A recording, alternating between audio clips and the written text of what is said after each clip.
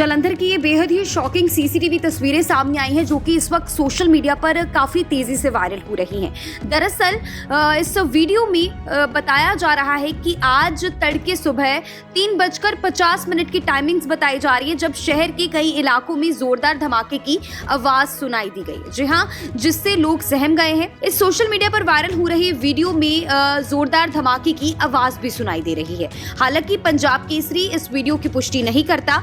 Social media पर यह दावा किया जा रहा है कि धमाके की आवाज बस स्टैंड और ज्योति चौक के आसपास के इलाकों में सुनी गई है।